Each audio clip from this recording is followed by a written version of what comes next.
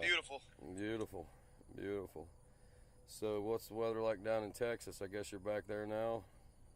Yeah, no, weather's beautiful here. We got, I don't know, it's like 85, 86. Might try to go play a little golf this afternoon. You know, life's good. That's good, man. Well, Nice ground. it's been a pretty busy time for you here lately, I guess, huh?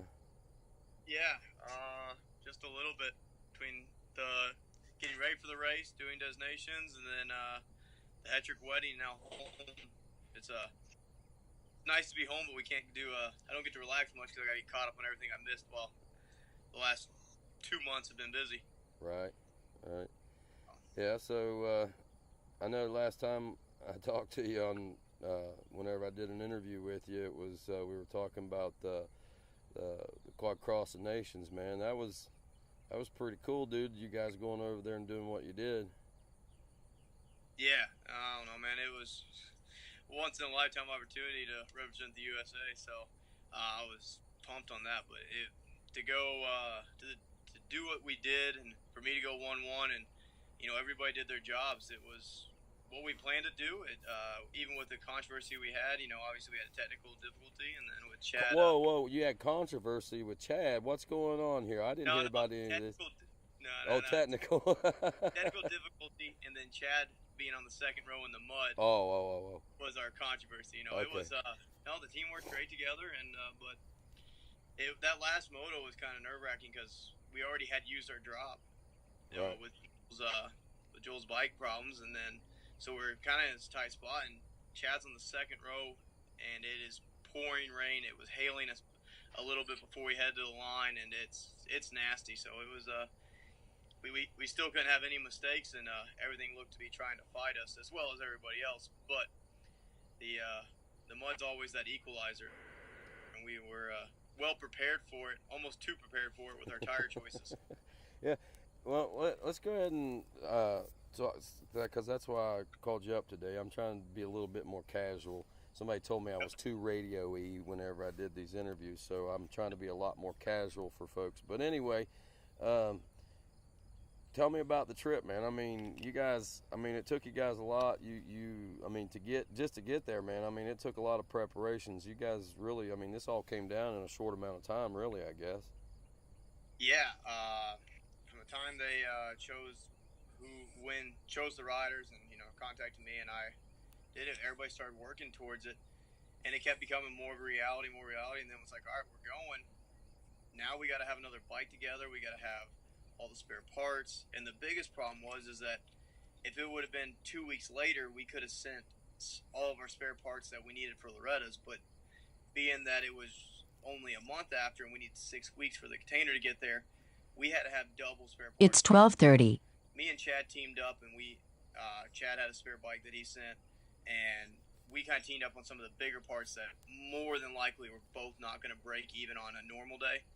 And then we both sent our own normal parts, spare clutches, stuff like that. So the parts budget was tight coming into Loretta's because I had to have stuff for Loretta's and I had to have stuff for Designations, both on a truck and trailer somewhere. One truck and trailer headed to do a ship in Italy, and one to ship in Miami, then to Italy, and then one headed to Loretta's. So it was a lot. I had 2 bike races. Like, my mechanic prepped, I believe, what was before Redbud? At Unadilla, my mechanic prepped 2 race bikes that weekend and still had to prep the bike at Redbud for Redbud because it was just massive amounts of everything had to be ready, and we had to have bike tray. It was a lot of work, but, man, it was all worth it. The team pulled together, and there's a lot of people behind the scenes that probably nobody will ever know the names of or hear them, and a lot of people donated and put a lot of work in. And I'm curious about that, Thomas. I mean, I've not talked to anybody about that, but how did the donations do? Did you guys get enough donations, or did you end up having to spend a lot of money out of pocket? No, it looks like we're going to get fully reimbursed for everything. I have a little money out of pocket right now, and I think all the other riders do.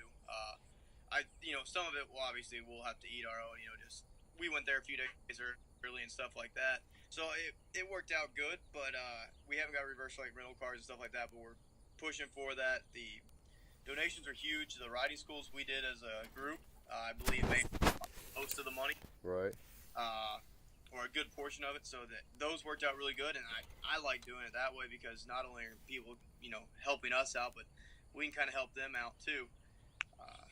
And just for everybody that hasn't heard yet, the races went great, but this is going to be huge for our sport. I think it's going to be I don't know if a game changer is the right word, but it's going to bring new ideas to that we're bringing back, and then also it's going to hopefully bring European riders over here and maybe us over there, and we can all band together and start trying to grow the sport that we all love. That's what I kind of wondered, if maybe some of the guys you talked to. I was looking through some social media stuff, and there was a guy in particular, the number 28 guy. I can't remember his name.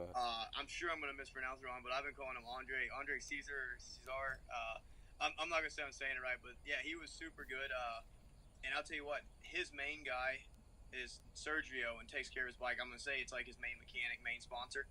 I don't know their exact relationship, but he took care of us so well. Like, he stepped up out of his way. He brought us a van to go to our test track, got us a test track lined out, and that's an Italy guy, and we're going to be racing his main guy, and still stepped up to help our trip over, possible once we got there to get the testing and stuff we needed in, which was huge to us, and then helped us even load up on our way out because it was muddy. We needed bikes completely clean, so we're using his van to transport our freshly clean bikes from the wash deck to this, and he's there late using flashlights with us.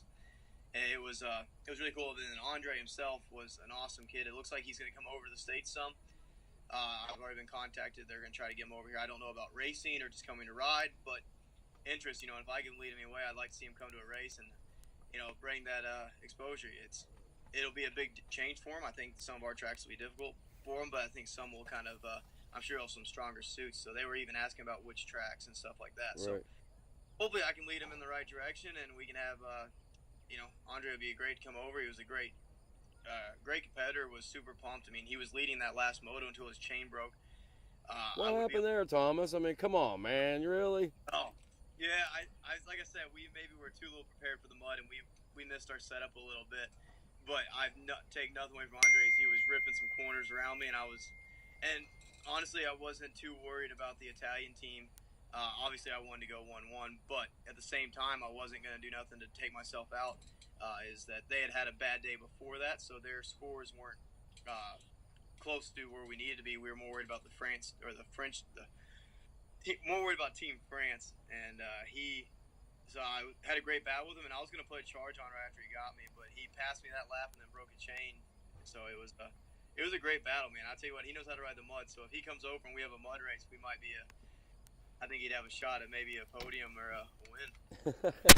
It kind of looked like the guy was doing pretty good, to be honest with you. I know a lot of people were biting their nails.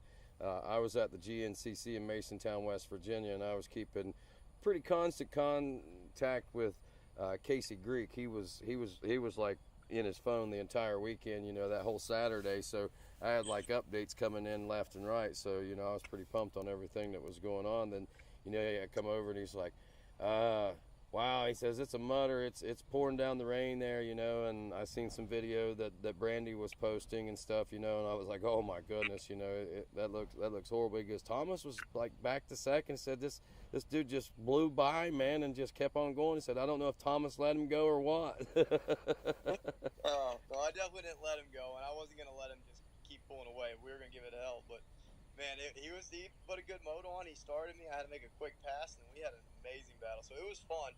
As nerve-wracking as I'll get out, knowing what was on the line, but it was great. And man, I did hear that you were keeping everybody else aware at the race of what was going on over there, and I heard that it was actually kind of wild. Every time you'd bring it up and you'd say something good, I heard the whole crowd would get into it and kind of cheer and stuff. So yeah, thank you for keeping us. Hey man, I tell you, there's a lot of camaraderie there, man, in amongst the ATV racing community, whether it be off-road or be ATV racing, and there's a lot of guys that are starting to come over. Actually, the Mickelson brothers and Grayson Eller have been killing it the last little bit in GNCC. So, and Jeremy Ladon, Reese Parvin, who's a former ATV motocrosser, man, he's killing it in like the 25 plus class. I think he's winning the Vet B class or something like that. So pretty amazing stuff going on over there. But yeah, there's a lot of respect, and I have people coming up to me and actually tell me, hey man, make sure you keep the updates coming. We want to know what's going on and where can I find updates. I said, well, just get on my Facebook page and, you know, follow me, and I'll post and share everything that I can. And, you know, I was pretty busy, but I kept pretty close on it, man. And I was so pumped, man. I mean, when I first heard that Joel's transmission went out, and you know, I mean, that was a heartbreaker. There was no doubt about that. But then Casey was like, you know, well, that's okay. We got one, you know, we got a throwaway or two we can work with, how the scoring works, you know. And then Thomas, you know, he's in position to take the overall. And I was like, man, that's amazing. And to think about it, I mean, I know you and I, we friendly argue sometimes, and I wouldn't even call it an argue, but we do it sometimes. We go back and forth sometimes, poke at each other. I like doing it. I think you do too. But anyway, about the longer and shorter motos, I say I like the shorter motos because of the, you know, it just makes everything more exciting right then and there. But in a case like this, man, I do have to agree with you, not because that's what helped you win, but because I think that's the true test of agility and craftsmanship and you know, being a true ATV racer. And I think that platform, you went out and proved exactly, man. I mean, if not that weekend, maybe at any given time, you're like the best in the world, man. I mean, that's got to be a pretty cool feeling for you right now. Yeah, it was good. You know, a lot of people keep saying, you know, it's like, you know, you went 1-1 and kind of did it, but it was honestly, I never even looked at it like that, as we all had a job on the team, and our job was to do certain things. And my job, the first moto, was to get to second, and I got to second, and Joel DNF'd, you know, otherwise I'd have been second there. And then the last moto, my job was to win because I was the guy on the front line, and Chad's job was to get second. And the mud obviously slowed Chad down. There was no doubt that he was going to come through, and being shortened earlier might have taken some laps from him. But all in all, you know, it was a team deal, and that's the way we kept it. And that's, you know, I know 100% that's the way I looked at it. Is I wasn't there to win for myself. I was there to, you know, win. I could win for myself, obviously, that'd be great. But it was a team event, you know. And even going into the last moto, Chad said, "Man, if I get in a second, I'm not pushing you. Like, let's bring this thing home." And I'm like, I'm game for that. He's like, just put safe laps in. Let's not race each other, you know. And it was good. And like I said, it was a team deal, it was a team win, and we did it. It proved to USA that at least on that day we were the best, and I think we did pretty fashion. I'll tell you what, though, I haven't thought about it too much. You kind of were talking earlier. Man, it was kind of reality check when Joel's motor blew that first moto, because we were coming off Saturday, 3 hole shots, 3 moto wins, 3, you know, just never. I mean, it was a perfect day for us. You know, in top 3 in practice, it was. We were feeling really good, and that kind of put us in check a little bit. It was like, all right. We're still good. We're still sitting really good, but we can't have another mistake, because we can't have a bad moto, because that's going to cost us. We can't drop the one bad moto if we had it. So that was it kind of put us in check right there at the beginning. And man, it made it a lot more stressful throughout the whole day, knowing that we didn't have that anymore. And you know, it was no fault of Joel. He rode awesome, and it just happens. And it could have happened to anybody. Man, like I said, I'm still stoked. Hey, you know what? Here's the way I look at it. If we couldn't have gone over there and won without a little drama, it wouldn't have been nearly as exciting. You know what I mean? I mean, I think that had to take place to make it that much sweeter, I think, because I'm sure that a lot of people thought, oh no, you know what? Now, you know, there goes Joel. What happens if Chad or if Thomas breaks down in the second moto, or if Joel has a second one? You know, I mean, there was a lot of drama throughout the whole thing, I thought. So, I mean, as hard as it may have been on you guys, I think it made it better for the fans, because it kept us on pins and needles over here just waiting. Yeah, no, I'd agree, and it made it better. You know, obviously we had this dream. I'm gonna call it a dream, not a plan. Our dream was to go over there and have a perfect score of a 7.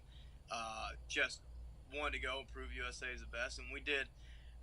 But that would have been amazing, and it would have been something for the history books. Not that we didn't already make history.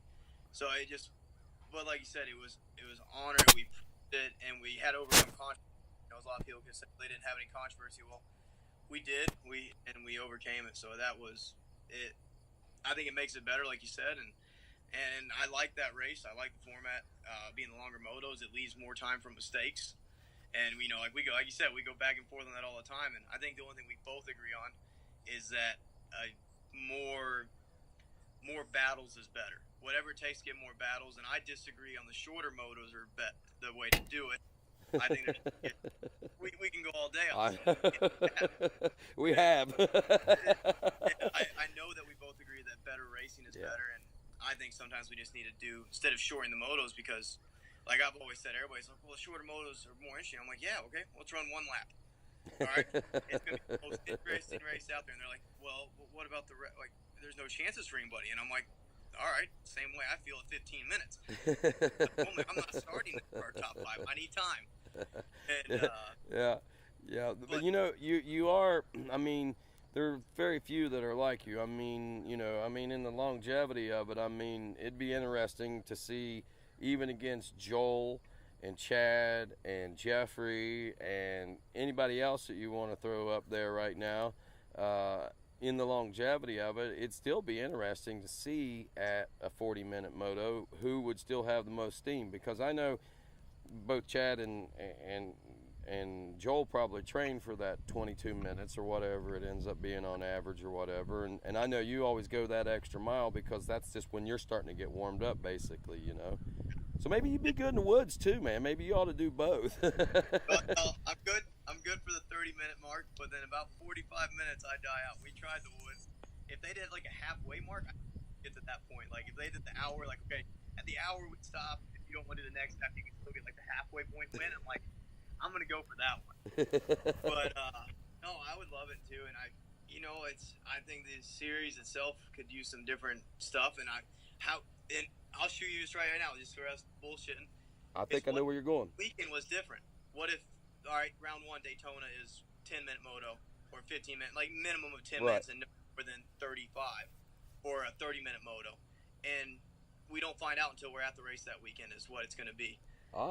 And have that at some of the key races throughout the summer, do that at different ones. That would be an interesting thing to bring. Yeah, or even beforehand. Like, all right, so sunset, it's going to be a 30 or 25 plus 2 like we did this last weekend. We go into the next one, it's going to be 3 motos, but they're only going to be 10-minute motos plus 1. I mean, with our sport and not having like a set TV package, it gives us all these options to make the racing even funner and more. We can diverse each weekend to do different things. And then you know what? And the best thing about it is as long as everybody knows ahead of time, everybody's got to race the same race, got to do the same thing. And if they mix it up, I honestly think then you got a true champion, the most universal MX rider out there.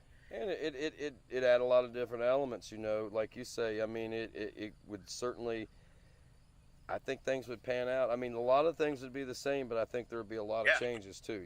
I mean, I think so. I think your top 5 or 6 is going to be the same top or 5, 6 either way. Can you imagine? Have this amazing speed right now, but if we could throw them off at some point, I think maybe me, Jeffrey, possibly Janusa, we could all get in there, and Higgerson. I mean, I'm not trying to leave nobody out. No, I know what you're saying. Anybody's game at that point, man. I mean, yeah, and Chad and Joel are on another level, and they proved it again. I'm not ashamed to admit it. I was not on their level. I want to be on their level, and I'm pushing to get there. But they were on another level from us this weekend, and I think Jeffrey got up there a few times. I know I had a few laps where I was closer to them. I'm not going to say that I was pushing their level, but, you have to start somewhere. And I think this end of the season was good for me to get up there and start battling a little bit more with them. The only negative is that I didn't fight as hard as I could have with them. They both had a championship, and I had people from both sides at Redbud come to me, oh, you let Chad by. And then I had Chad's guys going to be, oh, you had to hold him up for that long? And I'm like, honestly, until Chad showed me a wheel and had a wheel on it, I was going to get him to take it back. But I'm not going to give it to him either, and I that's fair. But come Daytonas, if a couple of the passes, I would have slammed them back. But at that point of the season, they had earned their respect to ride the way they want to ride and battle it out among themselves. So there was no getting in between to disturb that. So I would love to, hopefully I can start off the season like I did this year, but then not have my mid slump like I did. And we won't do any interviews or anything like that in the middle of the season. We'd all love to blame that, but I think it was a mistake on my part. I changed my program up pretty big, and I never left home this year. Like before Daytona, I wasn't home for the full month ahead of time. Texas, I did a lot of riding elsewhere trying to get sand. And after that, I'm like, all right, I can ride my house. We're going to hard pack tracks. And I'm really comfortable at my house, and the more relaxed I am, the less I push, the faster I go here. Just because I know my marks, I know how fast you can go in this corner, I know how fast you can go in that corner. And I think if anybody wanted to come battle me in my house, I think they'd have a heck of a time. Chad, Joel, anybody, but it's my house, and I know my points at this place. And I think it honestly hurt me because when I get to the races, I was uncomfortable. Like starting at Alabama in the next 3 or 4, it was I would show up to the races and I didn't feel comfortable on my bike. I would feel amazing at my house, but I knew every bump, I knew every spot. And when I got there, so after Illinois, we decided to stay on the road, and that's right then's when my season turned around. We started getting, and obviously Unadilla wasn't good for me, but there's only been one good Unadilla in my whole career, so I didn't look too much upon that.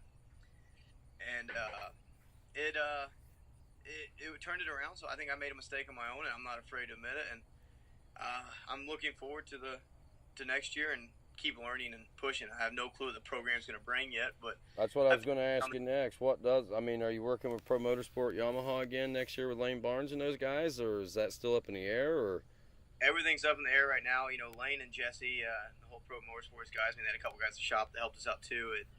They did great by me, and it was a true honor for them to step up, and I can't thank them enough.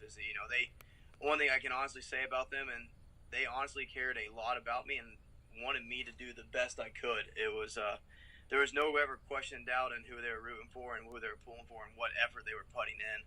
But as of right now, I don't know what next year will bring at all. Everybody I talked to kind of was like, get through designations, get back from the QXoN, and we'll talk after that. So this week's busy between building bikes and talking, trying to get some emails out and phone calls out and seeing what next year holds for me. The only thing I know is I really plan to be out there. But if I can't make a living doing it, I don't want to try to go compete with those guys and have to go work during the week. I just don't think it's fair, and I think I'll get hurt because I won't be ready for the races, and I'll still try to go as fast as I am now. And it's not. I don't want to go out there and get hurt, and I don't want to go out there and embarrass myself by not being ready. So if I can't do it full time, it will be the end for me. But I feel like I'm going to be able to pull some stuff out. I'm not afraid to work for it. If I have to do stuff, as long as it's dues with racing, I'm allowed to work with it. I'll work with riders. I'll do whatever it takes. But I got to be able to put my motos in and be ready each weekend. Yep, those statements kind of trouble me a little bit, Thomas. I'm not going to lie to you. You sound like I'm not saying that you sound like you're giving up, but you sound like you're looking at a lot of different realities right now, I guess, huh? Yeah, no, like I said, it's been closer in years past where I felt like I wouldn't have rides and wouldn't be able to do it. But I do know that I'm not going to put myself into debt doing it, and I can't go, and I know I can't compete with working during the week. It sucks. Now during the off season, if I can get some kind of job where I can work for a few months and make enough money to actually be beneficial, I'm not afraid to work. But my off seasons are swamped right now with catching up from all the stuff throughout the year with bike sales and phone calls, emails. It's a full-time job. I don't have a mechanic here anymore or anything like that, so everything that got torn up during the season gets fixed now and gets ready for sale. And it's tough, but yeah, it's not I'm not giving up by no means. I want to go win. I want to go race. I don't feel I'm done or I've met my full potential. I think I've learned some stuff at the end of the year. I've talked to a few people, and we kind of went with a different training program, and I'm looking forward to really trying to apply it. I applied it to the last 2 rounds, and I felt really strong at Loretta's and Redbud. And I was ready to battle with Jeffrey at Loretta's too. I worked hard for it, and I'm looking forward to applying that to next year. But I don't think it's anything to worry about. I think I'll put it together. I've talked to several people, and they said they're willing to step up, and we'll just see what it is. But like I said, it's a sad reality is that there is a chance it might not happen. And like I said, I just can't afford to not be fully ready to go out there. I've been doing this so long at top level, and I don't want to go out there and, for lack of better words, half-ass it. I've never half-assed anything in my life, and I don't want to start with my racing career now. I totally get it, man. I mean, it only makes sense, and like you say, man, and what's right will happen, I'm sure, anyway, and for you and your life anyway, and And hopefully somebody's hearing this and saying, well, I didn't realize Thomas is in that situation. We got something that can help him right out. Well, you never know, man. And then again, there might be a fork in the road. It might happen for us all. You never know, man. It happens at any given time in life. But Thomas, man, thanks for the good times this year, especially. Thanks for what you were able to achieve with Team USA at Quad Cross of Nations. Talk a little bit about the moment of celebration, looking out and realizing that you guys had won, that you'd won the individual overall, and that Team USA had won, and you guys had done everything that you had set out to do. What was that feeling like? Man, honestly, picturing the feeling in my head was a lot better because of the way the race ended. I came around and all of a sudden I saw the red flag waving, and I'm like, what's going on? What's going on? I get into the mechanics area, and they're putting us on a hold. We're not allowed to go anywhere. Nobody knows what's going on. Chad pulls in. I'm like, what places were we in? They're like 1 and 4, but we don't know where they're calling the race. Was it at the red flag or was it the lap before? I think y'all were still 1 and 4, and nobody was really sure. Hard was trying to find out, and then somebody came by and said something about restarting it, and I'm like, all right, well, I'm going to need this, and they're like, well, we don't know if we can give you that stuff. And I'm like, if they tighten this race up, because at that point I had a 6-second gap on second. I'm like, it's gonna be bullshit. Like I was pissed when I think Mark said, I'm like, if they race up, I was just livid. Like, no, we have a gap. Chad's coming through. I have a gap. No, like I don't want somebody close to me in the mud because all it takes is one corner for them to hit me and it change. And I'm like, and then they said we think we won, but it's not sure yet. We got a 30-minute protest period. You got to go here, and then even when we were heading to the podium, like it was like y'all won, but it wasn't official yet. And I'm like, what? When? And then finally, when it was like we won, and then it's pouring rain, there's no podium, and then we go to this tent for a podium, and it was just amazing. Everybody's taking pictures, but it was great. But over like the next 2 days, it kind of really sank in, that we actually did it, and we did it for USA, and man, it felt great. But yeah, it wasn't that ultimate podium where you jump up there and you're yelling. It was stoked. It was just really different and a lot of stress right there at the end. But, man, it was great. Even Saturday. Saturday was an amazing feeling. We swept all 3 qualifiers, and we kind of stamped it that we were there. It was just, I can't put into words. It was probably one of the greatest racing moments of my career. There's a lot of them, and I have a hard time ranking any of them, but this is definitely towards the top. To do it for my country is something I always dreamed of, and I tell you what, I talked to Dad when I'd watch the destination bikes and be like, man, I wish there was that for quads. It'd just be so cool to go represent your country and try to prove y'all are the best in the world. And then he's like, yeah.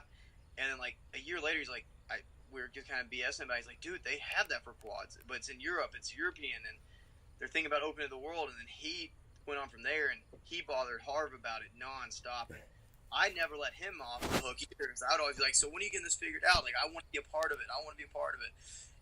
And then, of course, the year after I come off, my worst pro career, and I think my worst pro career minus my rookie year, but as far as overall finish, they finally start getting put together. I'm like, oh, this doesn't look good for me. I might not actually be a part of it, and then Jeffrey was riding great, and, I think there was a lot of things went into it, and Jeffrey would have been a great option as well, so I don't want to take nothing away from him, and I was stoked to go, and I wanted to go prove that I was to be there, but just the whole thing in general came together where it worked out, and it was a true dream of mine. I hope I get to go again and represent.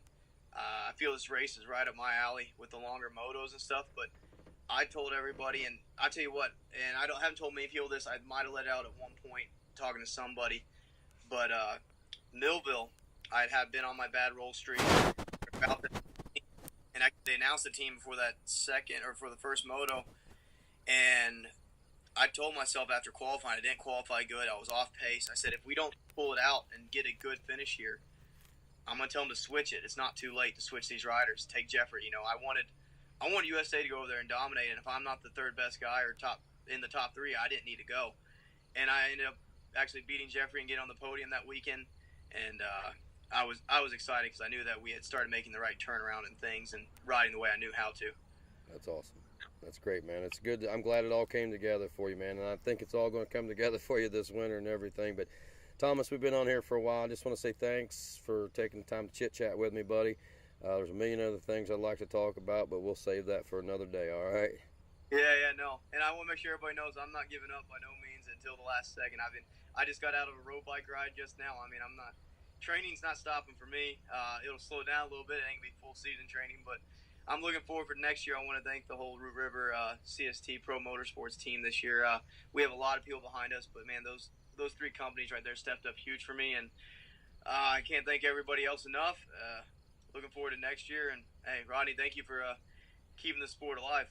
Hey, man, we're trying, brother. You keep it alive by doing what you're doing. We'll talk to you soon, man. See you, sir. All right. That's Thomas Brown. I'm Rodney Tomlin. This is Quad Radio. Video. Whatever. Nice.